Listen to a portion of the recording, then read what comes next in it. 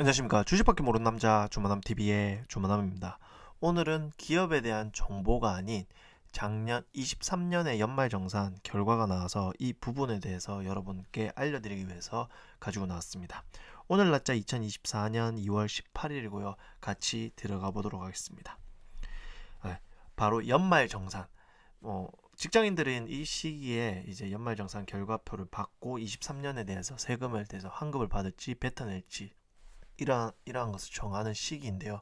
많이 받을 수 있는 분들 같은 경우는 올해 2월 달에 굉장히 조금 더 높은 이제 월급을 받지 않을까 싶은데 저의 결과를 좀 보여드리도록 하겠습니다. 일단은 연말정산은요, 보시면 알겠지만 소득공제 그리고 세액공제로 이루어졌습니다. 그래서 총급여에서 근로소득공제를 받아서 거기에 소득공제를 해서 빼고요. 거기에 대한 종합소득 과세 표준이 나오고 거기에 산출세액을 곱해서 나온 그 금액에 세액공제를 하여서 환급을 할지 뱉어내야 될지 이러한 것을 정하는데요. 1년에 대해서 어떻게 이제 본인의 급여를 어떻게 생각을 하고 접근하는가에 따라서 많이 돌려받을지 아니면 뱉어내야 될지를 이제 정해지는 그런 시기라고 보시면 좋을 것 같습니다. 그래서 이 소득공제는요, 세금 부과 대상이 되는 소득을 줄여주는 역할이고요. 그리고 여기서 나와서 산출세액 곱해서 나온 그 세금에 대해서 소득공제 부분이 있습니다. 정해진 세금을 빼준다는 건데요. 이 빼준다는 말은 빼는 만큼 환급이, 그러니까 돌려받을 수 있다고 생각하기 때문에 저희는 크게 두 가지, 소득공제와 세액공제 두 가지를 해야 되는데, 제가 작년에 자료를 만들고 올해 생각을 해본 결과, 저희가 쉽게 접근할 수 있는 부분만 빼서 알려드리는 게 제일 좋을 것 같아서 저의 예시를 들여서 이제 말씀을 드리도록 하겠습니다. 일단은 보시면 알겠지만은 이 근로소득 원천 징수 영수증을 아마 받으실 겁니다. 못 받으신 분은 인사팁인데 뭐 재무팁에는 말씀을 드려서 꼭 받으시고요. 거기서 근무처별 소득 명세서 그리고 비과세 및 감면 소득 명세서가 있는데 저희의 급여는요, 총 이제 연봉과 상관없이 근무처별 소득 명세서를 보고서 세금 계산을 하면 되는데요. 사실 이제 소득공제 부분은 총 급여에서 근로소득공제가 들어가고요. 거기에 나와서 근로소득공제를 빼서 근로소득금액, 즉 인적공제, 연금보험료 공제, 특별소득공제, 그 밖에 소득공제, 그리고 소득공제 한도 초과인데, 제가 생각했을 때 소득공제에서 저희가 노력이 가능한 부분은 바로 두 가지입니다. 주택마력 저축, 그러니까 주택청약인데요. 사실 이 주택마련도 만약에 주택을 보유하고 있으시다. 그럼 이건 노력하기가 힘들고요. 만약 주택이 없으시다. 지금 뭐 전세든 월세든 사용을 하고 이제 살고 계시다. 그러면 이 부분은 노력을 할 수가 있고요. 그리고 신용카드 사용 구매 이 부분도 이제 노력을 할 수 있는 부분입니다.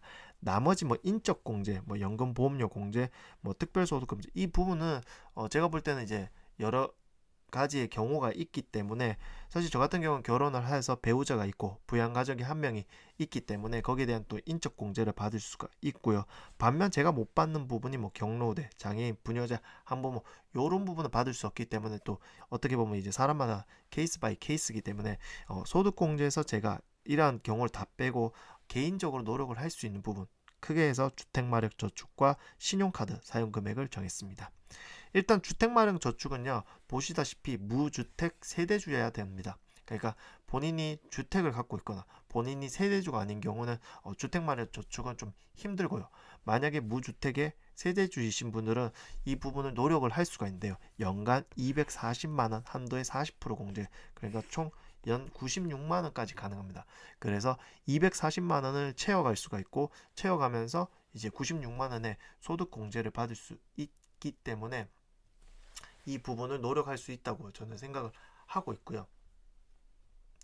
그리고 신용카드 부분요, 보시다시피 총 급여액의 25%를 초과하는 금액의 15에서 80%를 소득 공제이기 때문에 제가 볼 땐 25%만큼 신용카드를 사용을 하시고 그 이후에 직불, 즉 체크카드나 현금 영수증을 이제 사용을 하셔서 그 비중을 이제 늘려가시면 되는데요. 사실 공제 한도라는 게 있습니다. 7천만 원 이하는 300만 원, 7천만 원 초과는 250만 원. 근데 여기서 만약에 본인이 7천만 원 이하다. 저는 7천만 원 이하에 해당이 되고요. 책도 많이 읽고 그러고 있기 때문에 추가로 이제 총 금액 기본으로 300만 원 이제 한도에 플러스 200만 원 가능한 부분이 바로 이 전통시장, 이제 도서, 전통시장, 대중교통 이런 등등등 들어갈 수 있기 때문에 이런 것을 추가할 수 있는데, 이제 제가 생각했을 때 저희가 노력할 수 있는 부분은 이 신용카드 부분을 이제 올해 그 연봉 계약을 했었잖아요. 그래서 본인의 연봉의 25%를 계산을 해서 올 한 해는 요 정도의 신용카드를 사용을 해야겠다. 그 이후부터는 체크카드를 사용해야겠다라는 합리적인 소비를 좀 계획을 한다면 큰 도움이 되지 않을까. 그래서 저는 올해부터 이 신용카드를 25% 한도만 정도 사용을 한다고 지금 생각을 하고 있고, 그 이후에 체크카드 사용을 좀 사용할까 지금 생각을 하고 있고요. 플러스 저는 이제 그 주택 청약을 240만 원까지 한도를 꽉 채워서 이제 모아볼 생각입니다. 그것을 통해서 소득 공제도 받을 겸, 그리고 세액 공제 부분은 엄청나게 많지만은 역시 이제 다양한 케이스 바이 케이스가 있기 때문에 저는 요번에 연금 계좌 세액 공제를 뽑았는데, 이거는 노력할 수 있다는 부분으로 저는 생각을 했습니다. 그래서 세액 공제는 이번에 한도가 보시면 알겠지만 700에서 그래서 900만 원으로 늘어났습니다. 저는 50세 이하기 때문에 사실 그 전에 700만 원이었지만 이제 이번에 900만 원을 적용을 받아서 저 같은 경우 연봉이 5,500만 원 이하이기 때문에 세액공제율이 15%, 즉 135만 원 정도 세액공제를 적용을 할 수 있다고 생각하고요. 여러분도 한번 생각을 해보시면 어떨까 싶습니다. 그래서 저는 이번에 연말정산인데 100%다 돌려받았습니다. 그래서 23년에 제가 근로소득자로서 노력을 한 결과 주택 청약 70만 원 넣었고요. 연금 개인 IRP 합쳐서 900만 원 불입을 하였고요.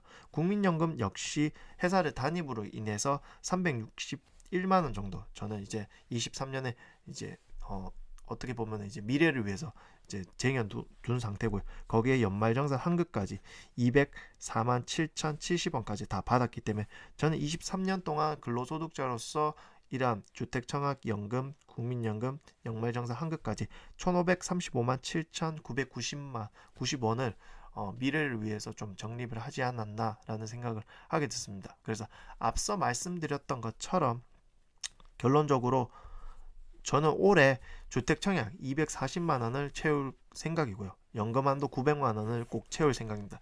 그리고 주 신카 신용카드를 25%까지만 사용을 하고요. 그 이유는 체크카드 사용을 좀 생활화할까 싶고요. 추가적으로 저는 1년에 책을 한 80에서 한 90만 원 정도 쓰는데 책 도서 구매를 그래서 한 100만 원까지 한번 채워볼까 싶습니다.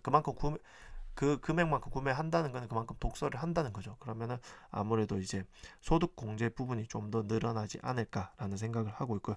회사를 잘 다녀서 4대 보험, 그러니까 특히 딴 건 모르겠지만은 이제 국민연금 부분, 그리고 이제 그거 외에도 이제 또 있으니까 의료보험 부분도 있고, 그래서 어쨌든 회사를 잘 다녀야 되고 추가적으로 이제 기업 공부를 꾸준하게 해서 공부한 부분을 유튜브에 올리는 것으로 이제 올해 목표를 좀 다시 한번 더 정립을 하게 되었습니다.